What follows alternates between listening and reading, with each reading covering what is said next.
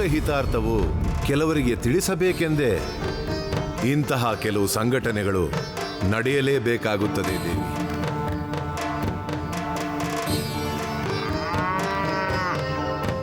ನೆಲದಲ್ಲಿ ಒಂದು ವೃಕ್ಷ ಒಡೆದು ಮೊಳಕೆ ಆಗಬೇಕೆಂದರೂ ಬಾನಿನಿಂದ ಬೀಳುವ ನೀರಿನ ಅವಶ್ಯಕತೆ ಇದೆ. ಹಾಗಿರುವಾಗ ಸಮಸ್ಯೆಗಳಿಗೆ ಪರಿಹಾರ ಸಿಗಬೇಕೆಂದರೆ ಕಾರಣಗಳು ಇರಬೇಕಲ್ಲವೇ? ಅರ್ಥವಾಯಿತು ಸ್ವಾಮಿ. ಸಮಸ್ಯೆ ಇಲ್ಲದಿರುವಾಗ ಚಿಂತೆಯೇ ಇರುವುದಿಲ್ಲ. ಚಿಂತೆ ಎನ್ನುವುದು ಇಲ್ಲದಿರುವಾಗ ಭಯ ಭಕ್ತಿ ಇರುವುದಿಲ್ಲ. ಅದಿಲ್ಲದಿರುವಾಗ ಶಕ್ತಿ ಸಾಮರ್ಥ್ಯಕ್ಕೆ ಮೌಲ್ಯವೇ ಇರುವುದಿಲ್ಲ. ಅವುಗಳಲ್ಲಿರುವ ಮೌಲ್ಯಗಳು ಹೆಚ್ಚಾಗಬೇಕೆಂದರೆ ಅನಿವಾರ್ಯ ಘಟನೆಗಳು ನಡೆಯಬೇಕಾದದ್ದೇ. ಅದ್ಭುತಗಳು ಆವಿಷ್ಕಾರವಾಗಲೇಬೇಕು. ಆ ಸಂದರ್ಭ ಸಮೀಪಿಸುತ್ತಿದೆ.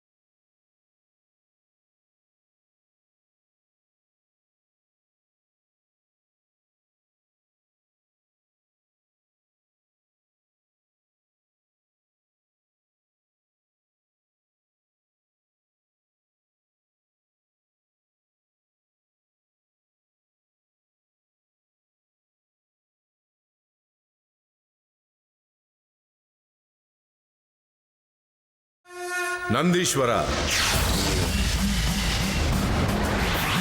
ಏಳು. ಸಮಯ ಬಂದಾಗಿದೆ. ನಿನ್ನ ಪ್ರತಾಪವನ್ನು ತೋರಿಸು.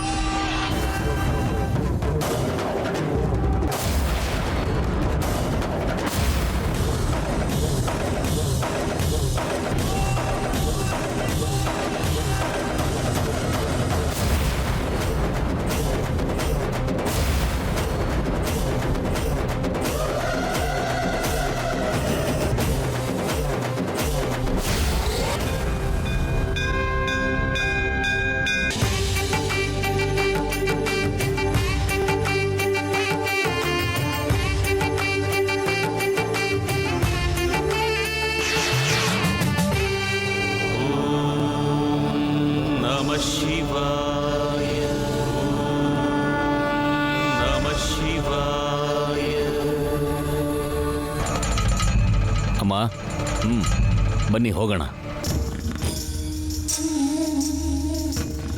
ಹಾಗೆ ಆಗ್ಲಪ್ಪ.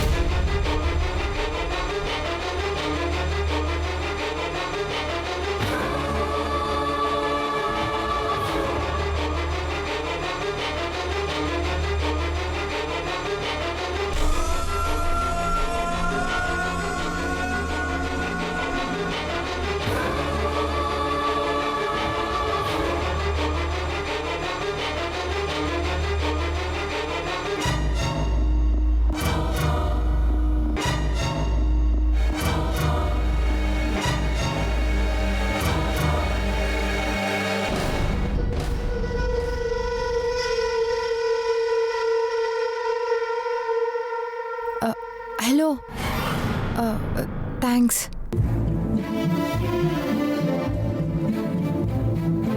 ಥ್ಯಾಂಕ್ಸ್ ಯಾಕ್ರಿ? ನಮ್ಮಪ್ಪ ನನ್ನ ಮೇಲೆ ಕೋಪ ಮಾಡದೇ ಇರೋ ಹಾಗೆ ಹೂ ತರಕ್ ಹೋಗಿದ್ದೆ ಅಂತ ಹೇಳಿ ನನ್ನ ಸೇವ್ ಮಾಡಿದ್ದಕ್ಕೆ. ಜಾತ್ರೆಲಿ ಆದ ಹಾಗೆ ಆಗಬಾರ್ದು ಅಂತ ಹಾಗೆ ಹೇಳಿದೆ.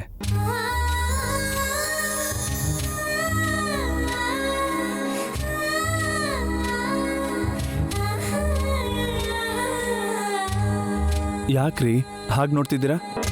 ನಾನು ಅನ್ಕೊಂಡಿರೋ ಅಷ್ಟು ಬ್ಯಾಡ್ ಪರ್ಸನ್ ಏನಲ್ಲ ನೀವು.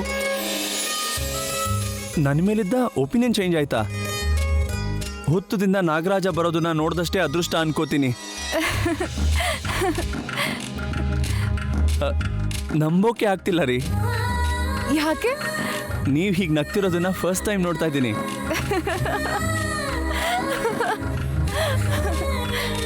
Thanks Nagaraja, thanks a lot.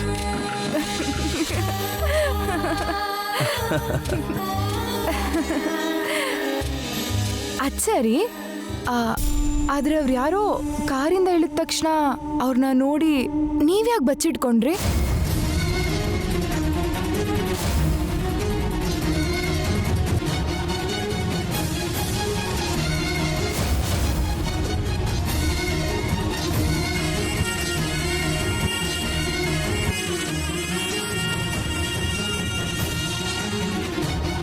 ಯಾಕೆ ಮಾತಾಡ್ತಾ ಇಲ್ಲ?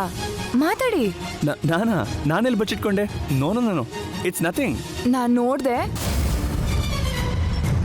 ಆ ಕಾರಲ್ಲಿ ಬಂದವ್ರು ಯಾರು? ಅವ್ರು ಯಾರೋ ನನಗೆ ಗೊತ್ತಿಲ್ಲ. ಗೊತ್ತಿಲ್ದೆ ಅವ್ರು ನೋಡಿ ಯಾಕೆ ಟೆನ್ಷನ್ ಮಾಡ್ಕೊಂಡ್ರಿ? ಅಯ್ಯೋ, ಟೆನ್ಷನಾ? ನೋ, ಹಾಗೇನಿಲ್ಲ.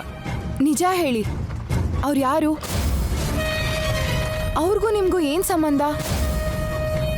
ಯಾಕೆ ಅವ್ರನ್ನ ನೋಡಿ ಬಚ್ಚಿಟ್ಕೊಂಡ್ರಿ? ಅಮ್ಮ ತಾಯಿ, ರ್ಯಾಪಿಡ್ ಫೈರ್ನಲ್ಲಿ ಕೂಡ ಇಷ್ಟು ಫಾಸ್ಟಾಗಿ ಪ್ರಶ್ನೆ ಕೇಳೋದಿಲ್ಲ. ನಾನು ಹೇಳಿದಕ್ಕೆ ಉತ್ತರ ಕೊಡಿ. ನಿಮ್ಮ ಕ್ವೆಶ್ಚನ್ಸ್ ಆಮೇಲೆ ಕೇಳೋರಂತೆ, ಮೊದಲು ನಾನು ಕೇಳೋ ಪ್ರಶ್ನೆಗಳಿಗೆ ಉತ್ತರ ಕೊಡಿ. ಅವ್ರ ಹತ್ರ ನಿಮ್ಮ ತಂದೆಯವ್ರು ಮಾತಾಡಿದ್ರು. ಅವ್ರು ಯಾರು ಅಂತ ನಿಮ್ಮ ತಂದೆಯವ್ರಿಗೆ ಗೊತ್ತಾ? ಹೇಗೆ ಗೊತ್ತು? ಯಾವಾಗಿಂದ ಗೊತ್ತು? ಹೇಗೆ ಗೊತ್ತೋ ಯಾವಾಗಿಂದ ಗೊತ್ತೋ ನಂಗೆ ಗೊತ್ತಿಲ್ಲ. ಮೊದಲು ನೀವ್ಯಾಕೆ ಬಚ್ಚಿಟ್ಕೊಂಡ್ರಿ ಅದನ್ನ ಹೇಳಿ. ಏನು ಇಲ್ಲ ಅಂತ ಹೇಳ್ತಿದ್ದೀನಲ್ಲ. ಸರಿಯಾಗಿದ್ದೀರಾ ನೀವು? ಬನ್ನಿ ಹೋಗೋಣ. ಏ,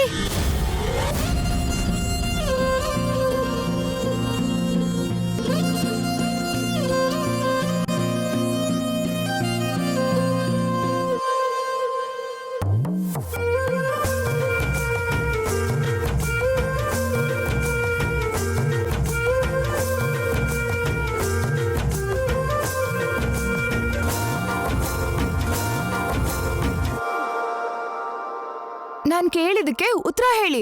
ಅಯ್ಯೋ, ಮರದ ಹಿಂದೆ ಯಾಕೆ ಹೋಗ್ತಾರೆ ಹೇಳಿ? ಅದಕ್ಕೆ ಅಂದ್ರೆ ಯಾವ್ದಕ್ಕೆ? ಈಗ ಹೇಗೆ ಹೇಳೋದು? ಅದಕ್ಕೆ ಕಣ್ರಿ. ಅದೇ ನನಗ್ ಗೊತ್ತಾಗ್ಬೇಕು. ಯಾಕೆ ಹೋಗಿದ್ದೆ? ನಿಮ್ ಹತ್ರ ಅದನ್ನೆಲ್ಲ ಹೇಳೋಕ್ಕಾಗಲ್ಲ ರೀ, ಅರ್ಥ ಮಾಡ್ಕೊಳ್ಳಿ. ಆಹಾ, ಇಂಥ ಮಾತೆಲ್ಲ ಹೇಳಿ ಎಸ್ಕೇಪ್ ಆಗ್ಬೋದು ಅನ್ಕೊಂಡಿದ್ಯಾ? ನಡಿಯಲ್ಲ. ಅದ್ ಯಾಕೆ ಹೋಗಿದೆ ಅಂತ ನಂಗೆ ಗೊತ್ತಾಗ್ಬೇಕು. ಈಗ ಹೇಳಲೇಬೇಕಾ? ಹೇಳಲೇಬೇಕು. ಈಗ ಅರ್ಜೆಂಟ್ ಆದಾಗ ನಿಮ್ ತಂದೆ ಆದ್ರೂ ಮರದ ಹಿಂದೆ ಹೋಗ್ಲೇಬೇಕಾಗತ್ತೆ. ನಮ್ಮಪ್ಪ ಯಾಕೆ ಮರದಿಂದೆ ಹೋಗ್ತಾರೆ? ನಂಗೆ ಅರ್ಥ ಆಗ್ತಾ ಇಲ್ಲ.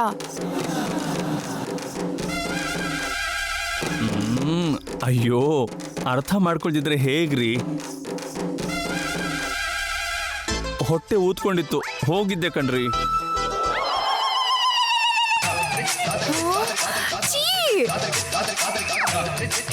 ನಾನು ಅದಕ್ಕೆ ಹೇಳಲ್ಲ ಅಂದಿದ್ದು. ಬುಧವಾರ ಅಂದ್ರೆ ಬುಧನಿಗೆ ಅಧಿಪತಿ ಶ್ರೀ ಮಹಾವಿಷ್ಣು. ಆ ವಿಷ್ಣು ಶಯನಿಸೋದು ಆದಿಶೇಷನ ಮೇಲೆ. ಆದ್ದರಿಂದ ಆದಿಶೇಷನ ನಿಲಯವಾದ ನಾಗಲೋಕದ ಅಭಿಷೇಕ ಮಾಡುವುದಕ್ಕಾಗಿಯೇ ಸ್ವಯಂ ಕಾಮಧೇನುವೇ ಈ ನಗರಕ್ಕೆ ಮರಳಿ ಬರುತ್ತದೆ.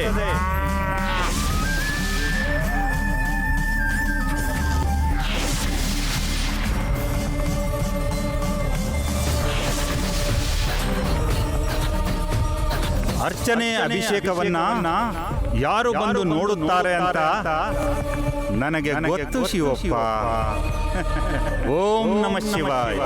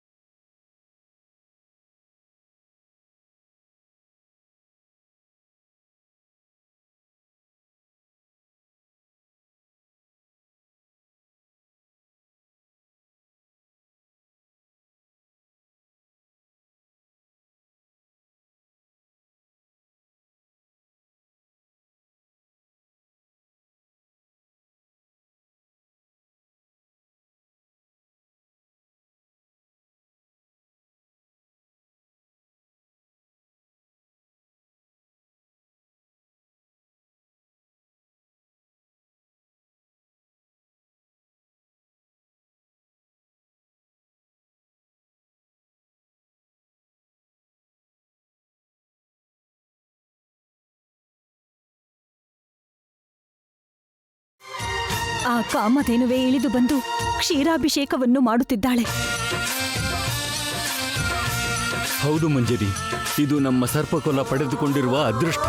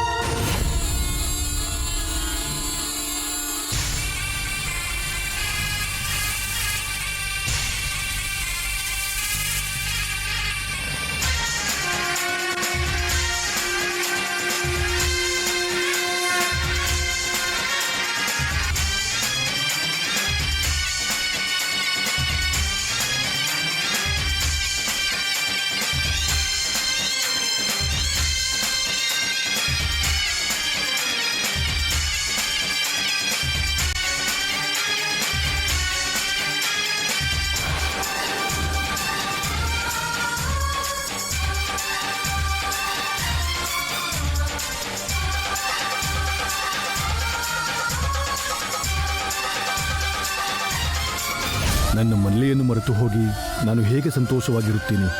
ಈ ಆನಂದವನ್ನು ಹಂಚಿಕೊಳ್ಳುವುದಕ್ಕೆ ಇಲ್ಲಿ ಮಲ್ಲೆ ಇಲ್ಲದೆ ಹೋದಳು.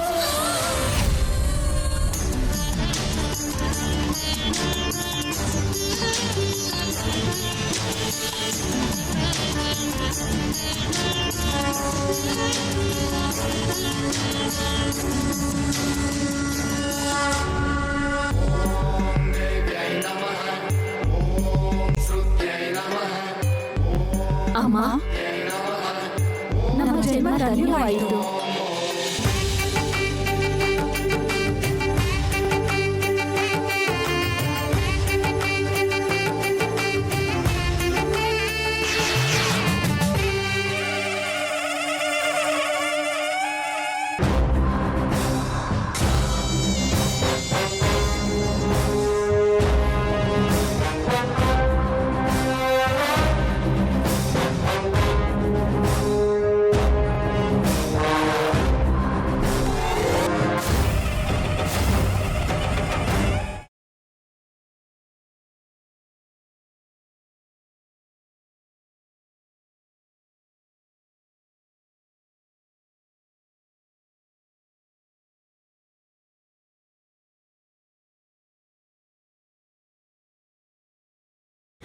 ಆ ದೇವಾಲಯದೊಳಗೆ ಪ್ರವೇಶಿಸುವುದು ಅಷ್ಟು ಸುಲಭದ ಮಾತಲ್ಲ.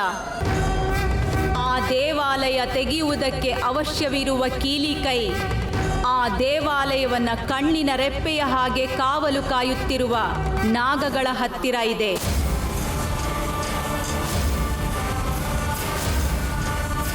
ಮಾಮೂಲಿ ದಿನಗಳಿಗಿಂತ ನಾಗ ಚೌತಿಯ ದಿನ ಆ ಕೀಲಿಕೈ ಸಂಪಾದಿಸಿದರೆ ನಿನ್ನ ಕೆಲಸ ಸುಲಭವಾಗುತ್ತದೆ.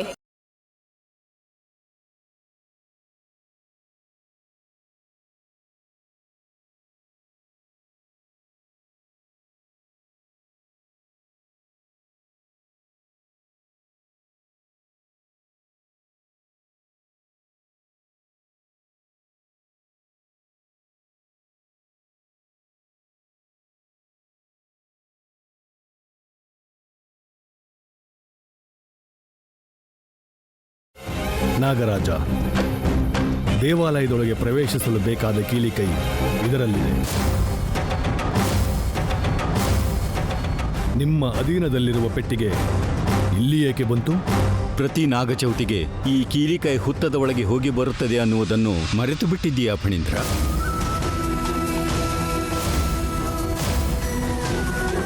ಮಲ್ಲೆ ಇಲ್ಲದೆ ಇರುವುದರಿಂದ ನನಗೆ ತಿಳಿದ ವಿಷಯಗಳು ನೆನಪಿಗೆ ಬರುತ್ತಿಲ್ಲ. ಎಲ್ಲವನ್ನು ಮರೆತು ಹೋಗುತ್ತಿದ್ದೇನೆ.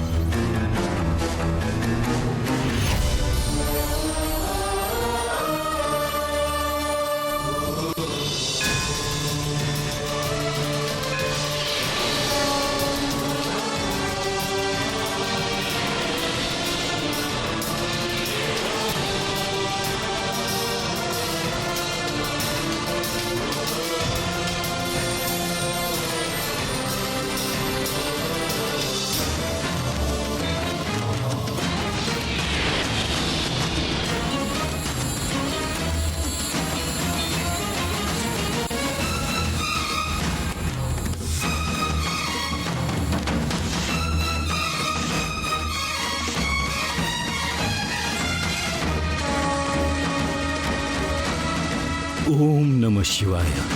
ಓಂ ನಮಃ ಶಿವಾಯ.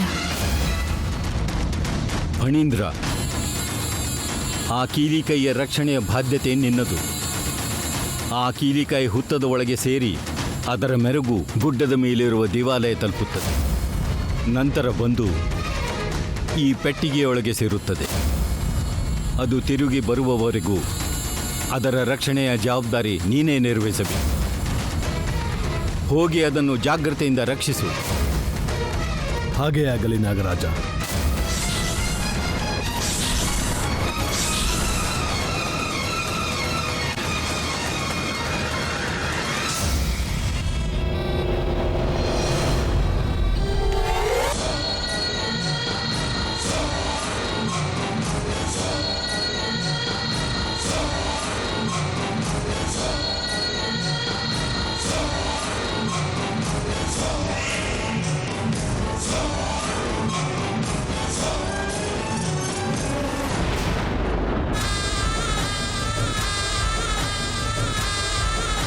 ಆ ದೇವಾಲಯ ತೆಗೆಯುವುದಕ್ಕೆ ಅವಶ್ಯವಿರುವ ಕೀಲಿಕೈ ಆ ದೇವಾಲಯವನ್ನು ಕಣ್ಣಿನ ರೆಪ್ಪೆಯ ಹಾಗೆ ಕಾವಲು ಕಾಯುತ್ತಿರುವ ನಾಗಗಳ ಹತ್ತಿರ ಇದೆ.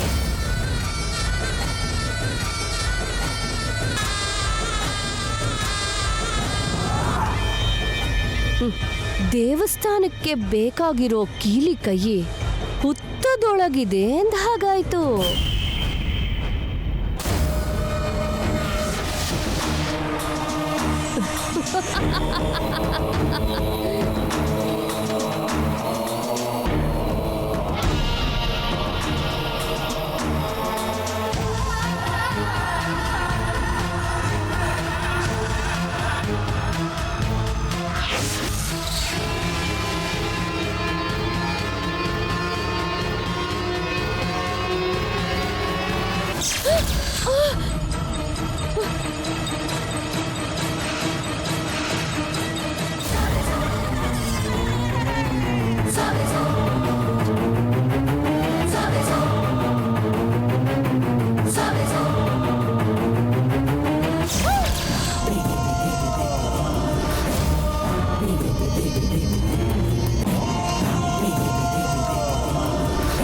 ನನ್ನಂತವ್ರು ಹುತ್ತನ ಮುಟ್ಟದೇ ಇರೋ ಹಾಗೆ ನಾಗರಕ್ಷಾ ಬಂದಾಗಿದೆ ಅನ್ನಿಸ್ತಾ ಇದೆ. ಕೀಲಿಕೈನ ನನಗೆ ತಂದು ಕೊಡೋದು ಯಾರು? ಯಾರು ಯಾರು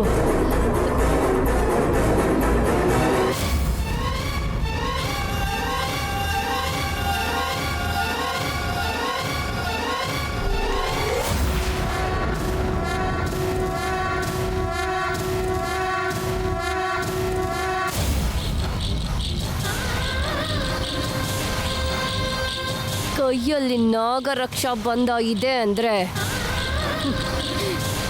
ಕೀಲಿ ಕೈ ತೆಗ್ಯೋಕ್ಕೆ ಇವನು ಉಪಯೋಗಕ್ಕೆ ಬರ್ತಾನೆ.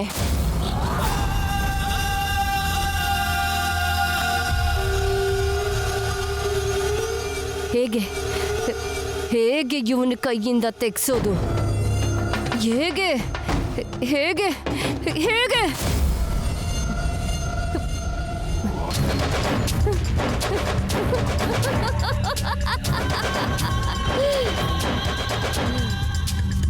ತೆಗಿಸ್ತೀನಿ ತೆಗಿಸ್ತೀನಿ ಇವನ ಕೈಯಿಂದನೇ ಕೀಲಿ ಕೈ ತೆಗಿಸ್ತೀನಿ.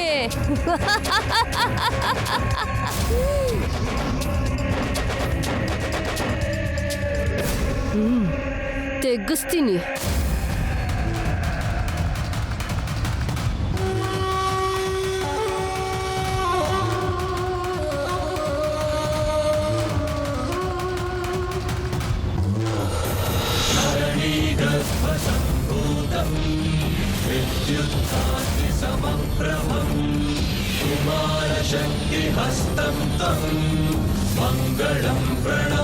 ಏನಿ ಬೆಳಕು,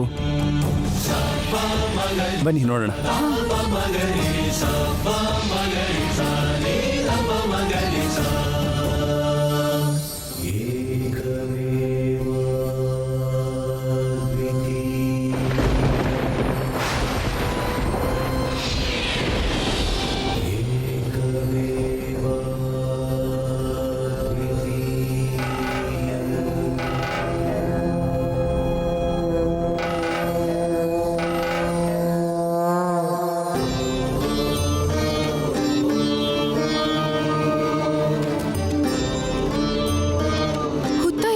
ಇದೆ, ಮಾಯೆ ಅಂತ ಅನ್ನಿಸ್ತಾ ಇದೆ. ಮಾಯೆ ಅಲ್ಲ ಭೈರವಿ, ದೇವ್ರ ಮಹಿಮೆ.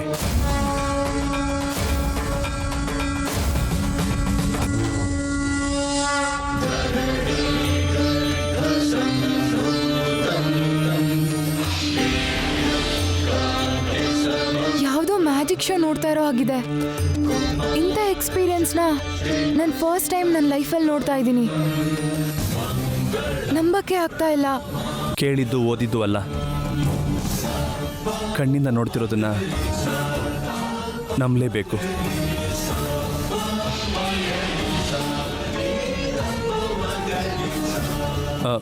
ಭೈರವಿ, ನೀವು ಮನೆಯವ್ರು ಮತ್ತೆ ಹೆದರ್ಕೊಂಡು ನಿಮ್ಮನ್ನು ಹುಡ್ಕೊಂಬರ್ತಾರೆ ಅನ್ಸತ್ತೆ. ಬನ್ನಿ ಹೋಗೋಣ, ಹೋಗೋಣ, ಬನ್ನಿ, ಬನ್ರಿ.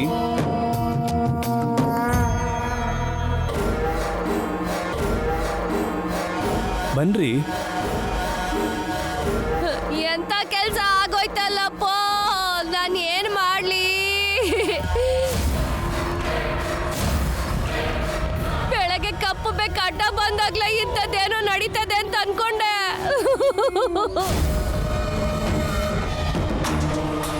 ಅನ್ಕೊಂಡಂಗೆ ಆಗೋಯ್ತಲ್ಲ ಯಪ್ಪ.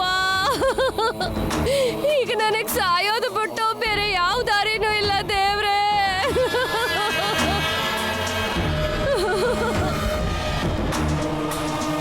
ದೇವ್ರೆ, ನೀನೇ ನನ್ನನ್ನು ಕಾಪಾಡಬೇಕು. ಹಲೋ, ಎಕ್ಸ್ಕ್ಯೂಸ್ ಮೀ, ಏನಾಯ್ತು?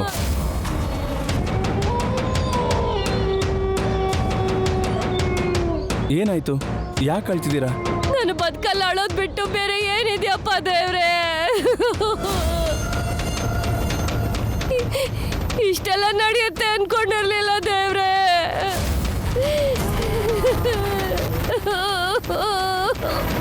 ನೋಡು, ನಿನ್ಗೇನಾದ್ರೂ ಹೆಲ್ಪ್ ಬೇಕು ಅಂದ್ರೆ ನಾವು ಮಾಡ್ತೀವಿ. ಏನಾಯ್ತು ಹೇಳು. ಏನಾಯ್ತು ಹೇಳಿ.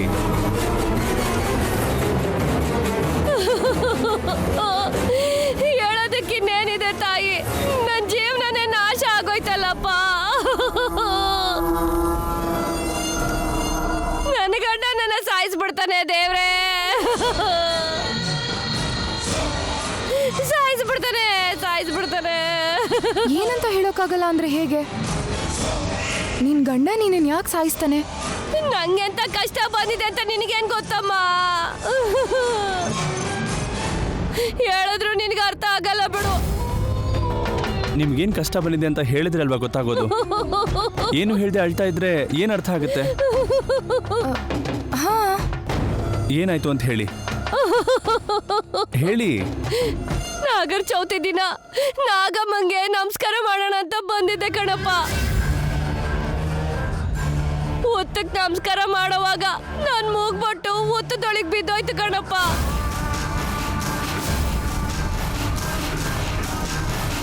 ಅದೇನಿದು ನಿಮ್ಮ ಮೂಗುತಿ ನಿಮ್ಮ ಹತ್ರನೇ ಇದೆಯಲ್ಲ? ಅಯ್ಯೋ ಇದಲ್ಲ ಕಣಪ್ಪ, ಇನ್ನೊಂದು ಅದ್ರೊಳಗಡೆನೆ ಬಿದ್ದೈತೆ. ಮೂಗ್ಬಟ್ಟಿಲ್ದೆ ಮನೆಗೆ ಹೋದ್ರೆ ನನ್ ಗಂಡ ನನ್ನ ಸಾಯಿಸ್ಬಿಡ್ತಾನಪ್ಪ, ಸಾಯಿಸ್ಬಿಡ್ತಾನೆ. ಯಾಕೆ ಹುಚ್ಚುಚ್ಚಾಗಿ ಮಾತಾಡ್ತಿದ್ಯಾ? ಮೂಗುತಿ ಕಳ್ದೋದ್ರೆ ಯಾರಾದ್ರೂ ಸಾಯಿಸ್ತಾರಾ? ನನ್ ಗಂಡನ ಬಗ್ಗೆ ನಿಮಗ್ ಗೊತ್ತಿಲ್ಲ ಕಣ್ರಮ್ಮ. ಅವತ್ತೊಂದಿನ ಮತ್ತೇನೋ ಕಳ್ದಿದ್ದಕ್ಕೆ 3 ದಿನ ನಂಗೆ ಹೊಡೆದ ಕಣಮ್ಮ. ಈಗ ಮೂಗ್ಬಿಟ್ಟು ಹೋಯ್ತು ಅಂದ್ರೆ ನನ್ನ 3 ತುಂಡ ಕತ್ತರಿಸ್ಬಿಡ್ತಾನೆ ಕಣಮ್ಮ. ಹಲೋ ಹಲೋ, ಇಲ್ಲಿ ನೋಡಿ, ಕಳ್ಕೊಂಡಿರೋದು ಯಾವುದು ಹತ್ರ ವಾಪಸ್ ಬರೋದಿಲ್ಲ. ನಿಮ್ಮ ಮನೆಯವ್ರು ಯಾರು ಏನು ಹೇಳಿದಿರೋ ಹಾಗೆ ನಾನು ಬಂದು ನಿಮ್ಮ ಮನೇಲಿ ಮಾತಾಡ್ತೀನಿ. ನಿಮ್ಮ ಮನೆಗೆ ಹೋಗೋಣ ಬನ್ನಿ. ನನ್ನ ಗಂಡ ಯಾರು ಹೇಳಿದ್ರು ಕೇಳಲ್ಲ ಕಣಪ್ಪ. ಅವನು ಮನುಷ್ಯನ ರೂಪದಲ್ಲಿರೋ ಕಿರಾತಕ. ಅವನ್ ಕೈಯಿಂದ ಸಾಯೋ ಬದಲು ನನ್ನನ್ನು ನಾನೇ ಸುಟ್ಕೊಂಡು ಸತ್ತೋಯ್ತೀನಿ. ನಾನ್ ಸತ್ತೋಗ್ತೀನಿ, ನಾನ್ ಸತ್ತೋಗ್ತೀನಿ, ನಾನ್ ಸತ್ತೋಗ್ತೀನಿ, ನಾನ್ ಸತ್ತೋಗ್ತೀನಿ, ನಾನ್ ಸತ್ತೋಗ್ತೀನಪ್ಪ, ನಾನ್ ಸತ್ತೋಗ್ತೀನಿ. ನಿಂತ್ಕೋ. ನಾನ್ ಸತ್ತೋಗ್ತೀನಪ್ಪ, ನಾನ್ ಸತ್ತೋಗ್ತೀನಿ, ನಾನ್ ಸತ್ತೋಗ್ತೀನಿ, ನಾನ್ ಸತ್ತೋಗ್ತೀನಿ.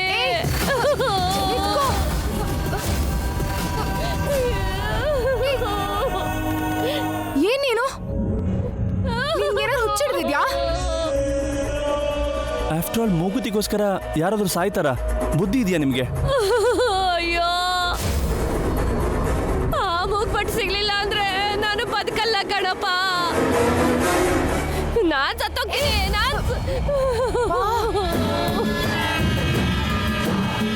ನನ್ನವು ನಿಮ್ಗೆಲ್ಲ ಅರ್ಥ ಆಗುತ್ತಮ್ಮ.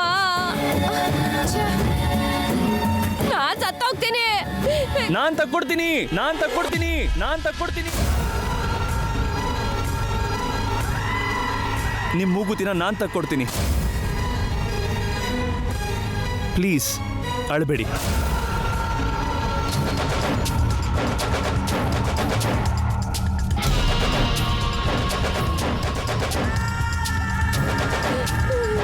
ನನ್ನ ಪ್ರಾಣ ಕಾಪಾಡ್ದವನಾಯ್ತ ಕಣಪ್ಪ.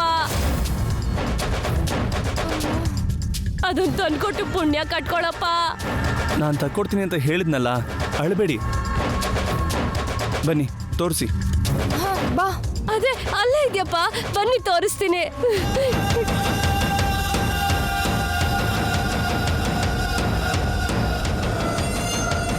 ಬಂದ್ರಪ್ಪ, ಬನ್ನಿ ಬನ್ನಿ. ನೀವು ಅಳೋದು ನಿಲ್ಲಿಸಿ. ಎಲ್ಲಿ? ಅದೇ ಅಲ್ಲಿ, ಅದ್ರೊಳಗಡೆನೆ. ನೋಡಿ ನೋಡಿ.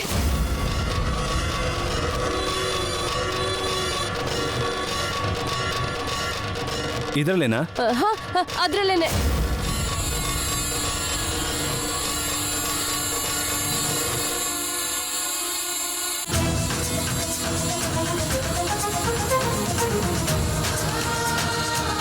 ಅರ್ಜುನ್,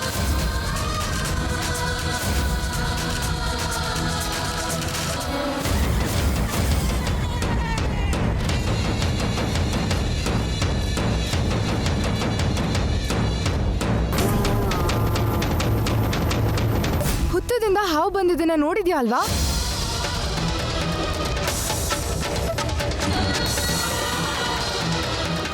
ಕೈ ಹಾಕಿದ್ರೆ ಕಚ್ಬಿಡುತ್ತೆ. ಕಮಾನ್, ನಿಮ್ಮ ಅತ್ತಿಗೆಗೆ ಆಶೀರ್ವಾದ ಮಾಡಿರೋ ಹಾವು ನನಗೆ ಯಾಕೆ ಕಚ್ಚುತ್ತೆ? ನನಗೇನು ಆಗೋದಿಲ್ಲ. ಅದು ಹಾಗಲ್ಲ ಅರ್ಜುನ್. ನನಗೇನು ಆಗೋದಿಲ್ಲ, ಬಿಡಿ.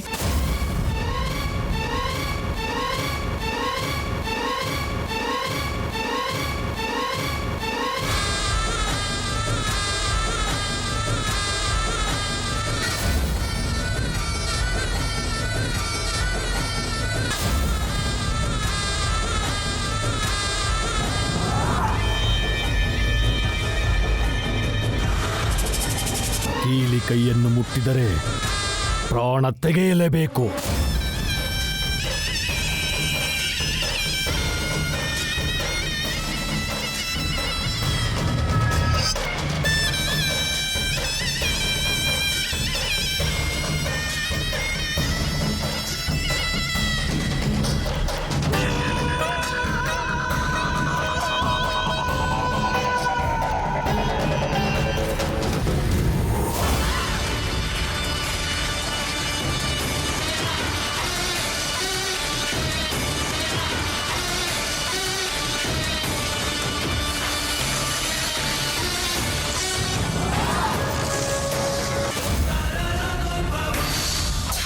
ಸಿಕ್ತಾ ಸಿಕ್ತಾ?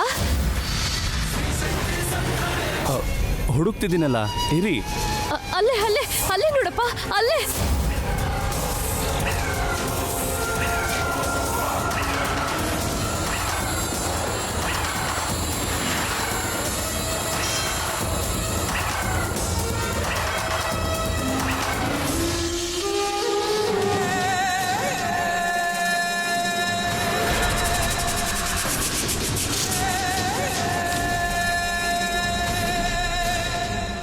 ಬಾಲಕ ನಿಲ್ಲು.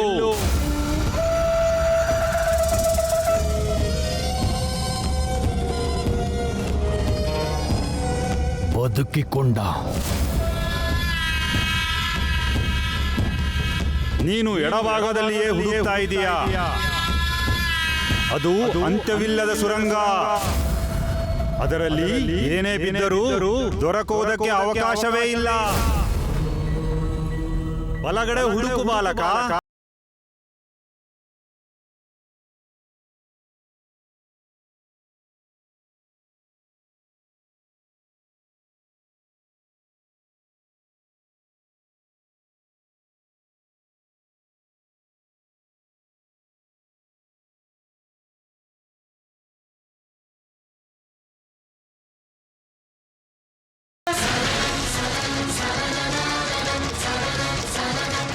ಸಿಕ್ಕಿತಾ? ಅದು ಏನೋ ಕೈಗೆ ಸಿಕ್ಕದ ಹಾಗೆ ಅನ್ನಿಸ್ತಿದೆ.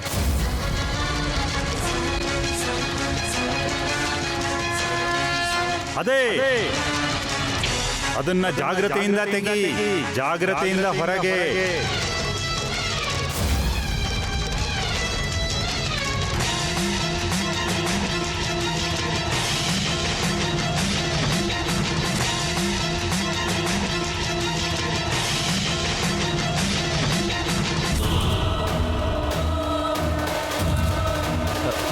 ಸಿಕ್ಬಿಡ್ತು.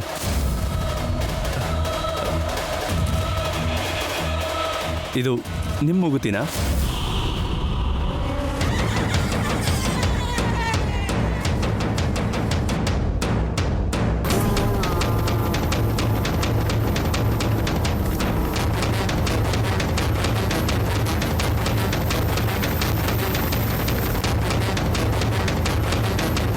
ಅದು ನಿನ್ನದೇ.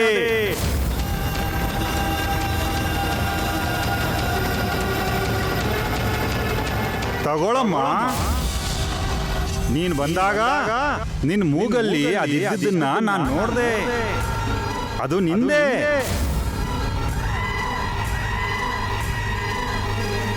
ಅವಳದ್ದನ್ನ ಅವಳು ಕೊಟ್ಬಿಡು.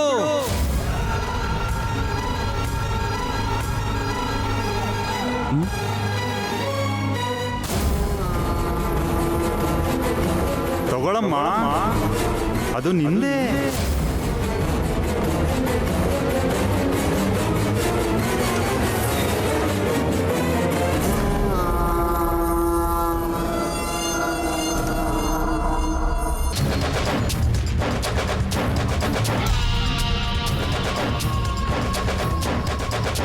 ನಿನ್ ಮೂಗಿಂದೆ ಅಲ್ವಾ?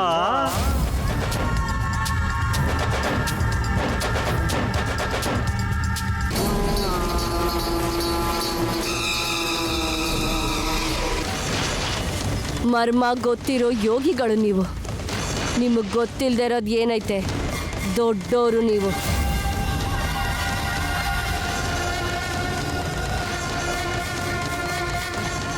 ನೀನ್ ಕೂಡ ಸಣ್ಣವಳಲ್ಲ ಅಲ್ವಾ? ಕೆಲವು ವಿಷಯಗಳಲ್ಲಿ ನೀನು ತುಂಬಾ ಬುದ್ಧಿವಂತೆ ಅಂತ ಗೊತ್ತು.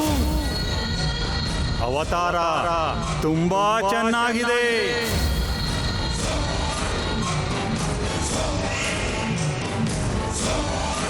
ನಮಃ ಶಿವಾಯ. ಹರಿ ಓಂ ನಮಃ ಶಿವಾಯ. ಹರ ಹರ ಶಂಕರ.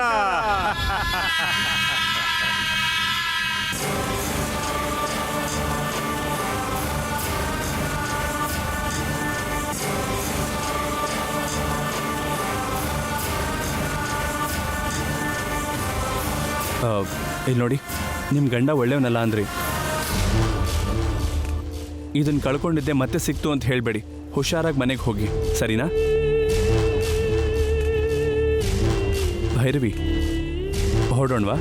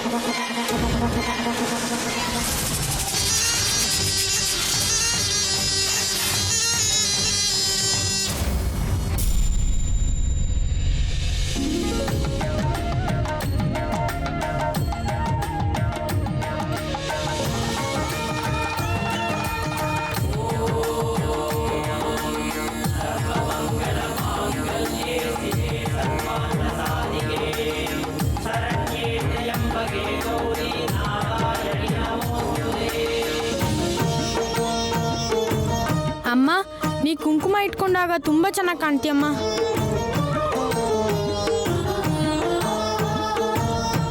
ಹೌದು ಅದ್ಗೆ, ನಿಮ್ಮ ಹಣೆ ಮೇಲಿರೋ ಕುಂಕುಮ ನೋಡ್ತಿದ್ರೆ ನಂಗೆ ಎಷ್ಟು ಖುಷಿ ಆಗ್ತಿದ್ಯೋ ಹೇಳಕ್ಕಾಗ್ತಾ ಇಲ್ಲ. ಕುಂಕುಮದ ಜೊತೆ ಹೂವು ಇದ್ದಿದ್ರೆ ಮಹಾಲಕ್ಷ್ಮಿ ತರ ಕಾಣಿಸ್ತಿದ್ರಿ. ಇರಿ,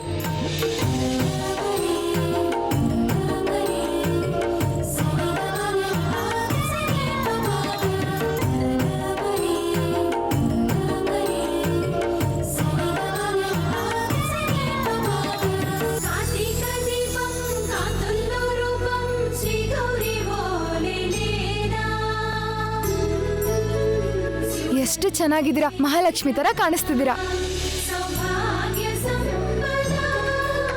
ಒಳ್ಳೆ ಮಹಾಲಕ್ಷ್ಮಿ ತರ ಇದೆಯಮ್ಮ. ಮಲ್ಲಿ, ಮುತ್ತೈದೆಯರು ಇನ್ನೂ ಬಂದಿಲ್ವಾ? ಸ್ಮೈಲ್ ಮಾಡಿ.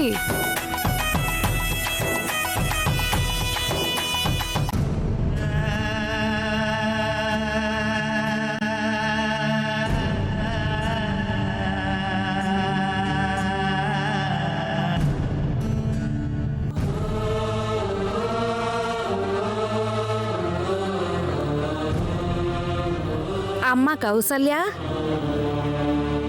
ನಿನ್ನೆವರೆಗೂ ಮುಖದಲ್ಲಿ ನಗುನೇ ಇಲ್ಲದೆ ಬಾಡ್ ಹೋಗಿರೋ ಹೂವಿನ ಥರ ಇದ್ದೆ. ಈಗ ನಿನ್ನ ಹಣೆ ಮೇಲೆ ಕುಂಕುಮ ನೋಡ್ತಾ ಇದ್ರೆ ಅರಳಿರೋ ಹೂವಿನ ಥರ ಕಾಣಿಸ್ತಾ ಇದೆಯಾ. ನೀನು ಹೀಗೆ ನೋಡ್ತಾ ಇದ್ರೆ ನಂಗೆ ಎಷ್ಟು ಆನಂದ ಆಗ್ತಾ ಇದೆ ಗೊತ್ತಾ. ಮುದ್ದು ಮುದ್ದಾಗಿ ಕಾಣಿಸ್ತಾ ಇದೆಯಾ.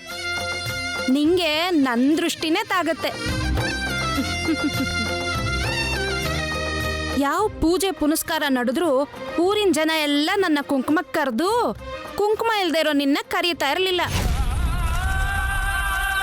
ಅದಕ್ಕೆ ನನಗೆ ಎಷ್ಟು ಬೇಜಾರಾಗ್ತಿತ್ತು ಗೊತ್ತಾ. ಇವತ್ತಿಂದ ನೀನು ಕುಂಕುಮ ಇಲ್ಲ ಅಂತ ಇದ್ದವರು ನಿಂಗೂ ಕುಂಕುಮ ಕೊಟ್ಟು ಅವ್ರ ಮನೆಗೆ ಕರೀತಾರೆ. ನೆನೆಸ್ಕೊಂಡ್ರೇನೆ ನಂಗೆ ಎಷ್ಟು ಖುಷಿ ಆಗ್ತಾ ಇದೆ ಗೊತ್ತಾ. ಅದ್ಬಿಟ್ರೆ ನೀನೇನು ಅನ್ಕೊಳ್ಳಲ್ಲ ಅಂದ್ರೆ ಒಂದ್ ಸಣ್ಣ ಮಾತು ಹೇಳ್ತೀನಿ ಕೌಸಲ್ಯ. ಏನ್ ಚಿಕ್ಕಮ್ಮ?